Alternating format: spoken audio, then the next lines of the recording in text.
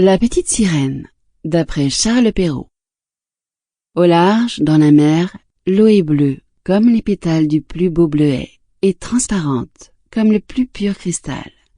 Mais elle est si profonde qu'on ne peut y jeter l'ancre, et qu'il faudrait mettre l'une sur l'autre bien des tours d'église, pour que la dernière émerge à la surface.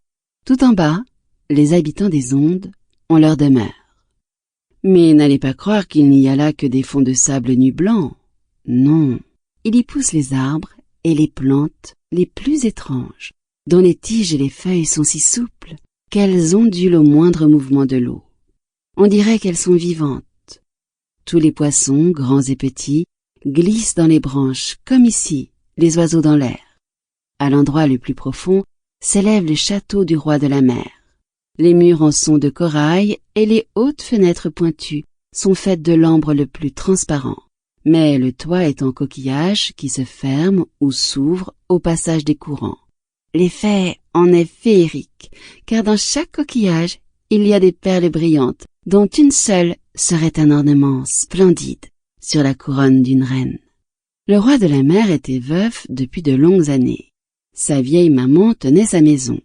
C'était une femme d'esprit, mais fière de sa noblesse. Elle portait 12 huîtres à sa queue, les autres dames de qualité n'ayant droit qu'à 6. Elle méritait du reste de grands éloges, et cela surtout parce qu'elle aimait infiniment les petites princesses de la mer, filles de son fils. Elles étaient 6 enfants charmantes, mais la plus jeune était la plus belle de toutes, la peau fine et transparente tel un pétale de rose blanche, les yeux bleus comme l'océan profond. Mais comme toutes les autres, elle n'avait pas de pieds.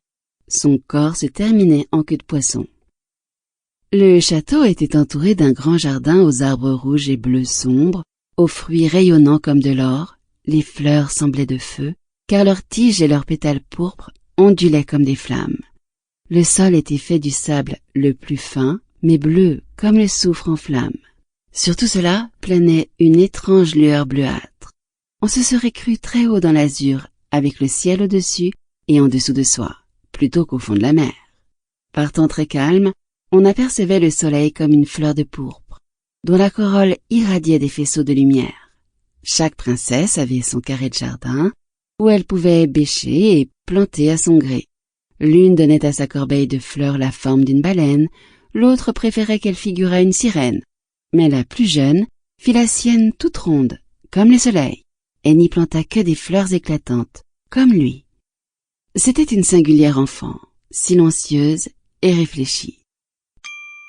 Sample complete. Ready to continue?